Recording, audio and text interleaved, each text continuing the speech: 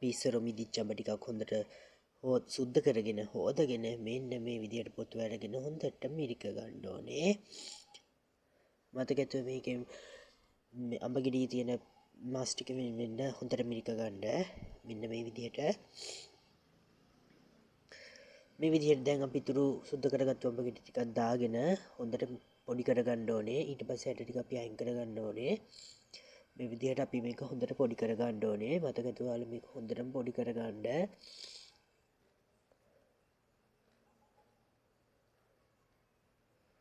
මේ විදිහට හොඳටම පොඩි කරගන්න ඕනේ අපි මේ ඉදිච්ච අඹ ගෙඩි ටික.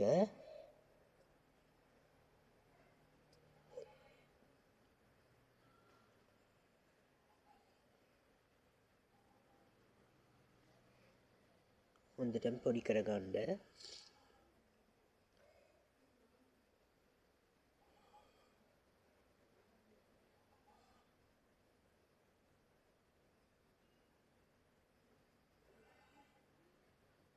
දැන් අපි මේ විදිහට බෑට ටික මිරිකගෙන අයින් කරගන්න ඕනේ.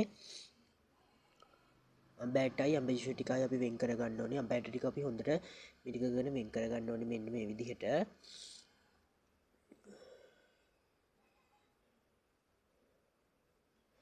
මේ තියෙන මම ඇට ටික අයින් කරගත්තට පස්සේ අපේ අඹ මිශ්‍රණය පේනවානේ හොඳටම මේ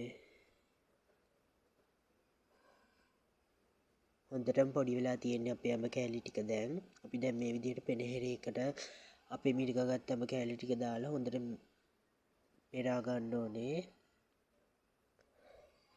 අපි මේකට ජෑම් හදන්න පාවිච්චි කරන්නේ අඹ යුෂ ටික විතරයි. ඒ හින්දා අපි මේක හොඳට පෙරා ගන්න ඕනේ පෙනහෙරයකට දාලා. මෙන්න මේ විදිහට හැන්දක් භාවිත කරලා ඔයාලත් මේ විදිහට අඹ ටික පෙරා ගන්න.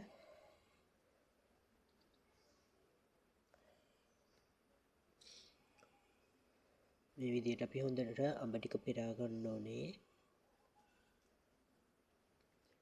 අපි අඹ කෑලි පොඩි කරගත්තේ වතුර එකතු කරගත්තේ නැති නිසා මේක පෙරා ගන්න පොඩ්ඩක් අමාරුයි. ඒ වුණාට අපි වතුර එකතු කරගන්නේ නැහැ. ඒ හින්දා කොහොම හරි ඔයාලා මේක හොඳට පෙරා ගන්න. පෙනහෙරයක් ඔයාලා ගෙදර නැත්තම් ඔයාලා ලේන්සුවක් භාවිත කරලා උනත් මේක හොඳට පෙරා ගන්න පුළුවන්.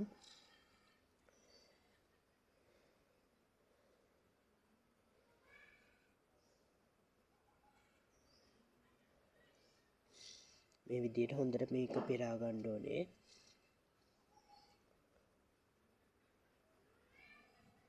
මේ තියෙන දැන් මම පෙරාගත්ත අඹ ටිකට සීනි කෝප්පයක් එකතු කරලා අපි මේ විදිහට හොඳට කවලම් කරගන්න ඕනේ. මේ විදිහට හොඳටම කවලම් කරගන්න සීනි ටික දිය වෙනකන් අඹ මිශ්‍රණය.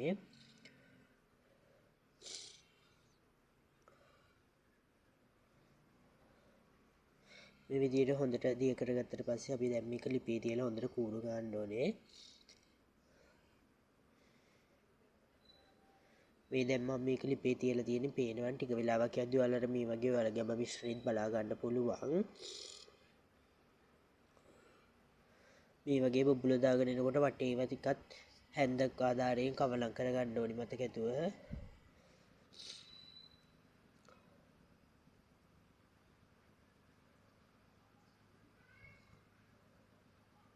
මේ තවත් විනාඩි කිහිපයකට පස්සේ ඔයාලගේ අඹ එකේ දක්නට ලැබෙන දෙයක්. මේ විදිහට තමයි ඔක ටිකෙන් ටික මේවා ජෑම් බවට පත් වෙන්නේ. මේ වගේ අවස්ථාවේදී තමයි අපි මේකට දෙහි යුෂ ටිකක් එකතු කරගන්නේ. ඔයාලා ගෙදර දෙහි නැත්තම් ඔයාලට මේකට දොඩංගුණත් එකතු කරගන්න පුළුවන්. ඒ වුණාට මතක ඇතුව දෙහි බෑයක්වත් අඩුම තරමේ එකතු කරන්න ඕනේ අපි මේ අඹ ජෑම් එකට.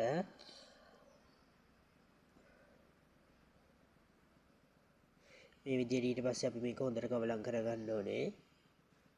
මේ තියෙන මම කවලම් කරගත්තට පස්සේ අපේ අඹ ජෑම් එක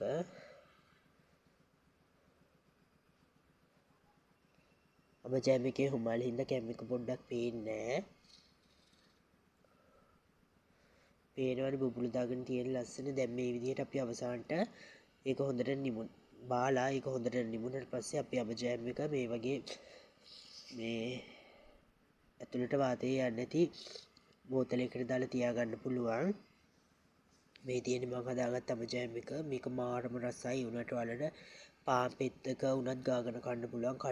කඩෙන් ගන්නවා වගේම මාරම රසක් මේ අඹ ජෑම් එකේ තියෙන්නේ. ඔයාලත් හදලා බලන්න. හරිම ලේසි ඒ වගේම හරිම පහසුවෙන් හදාගන්න පුළුවන් අප ජෑම් එකක්.